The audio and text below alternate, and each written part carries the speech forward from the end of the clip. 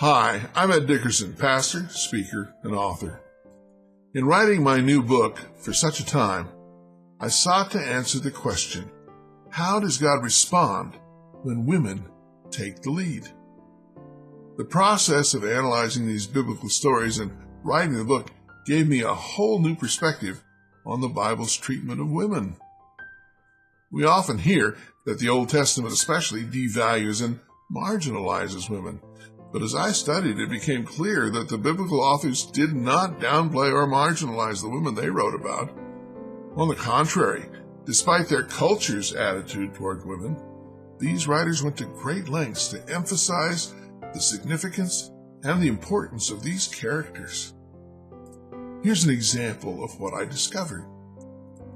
Israel was ruled by judges for approximately 400 years. Of course, you already know that. During that time, the Bible mentions 4 significant women.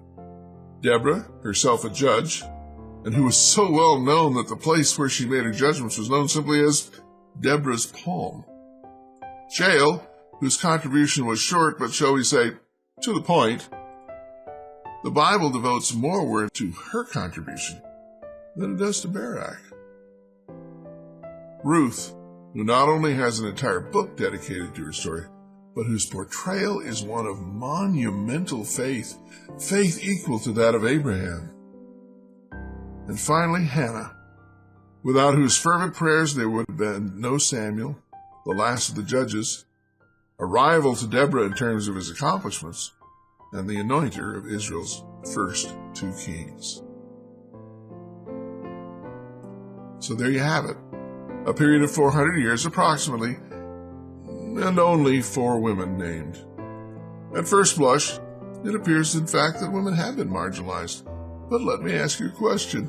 How many of the male judges can you name? Go ahead. I'll wait. The Bible mentions 17 judges.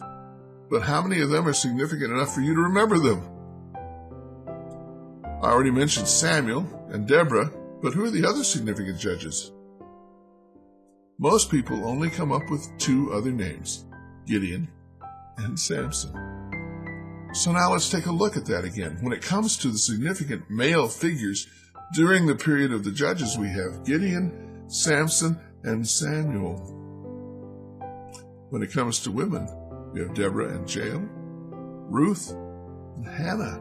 In other words, there are just about the same number of women who stand out in terms of significance during the 400 years of the judges as there are men. Does that sound like women are marginalized or downplayed? Doesn't to me. In future videos, we'll look at other periods of biblical history. But for now, at least when it comes to the period of the judges, I realized it was not the Bible that downplayed or marginalized women. It was me. How about you? For more insights into how God responds to women who take the lead, I'd like you to read my new book, For Such a Time. It has changed the way I understand all of Scripture, and I think it will do the same for you.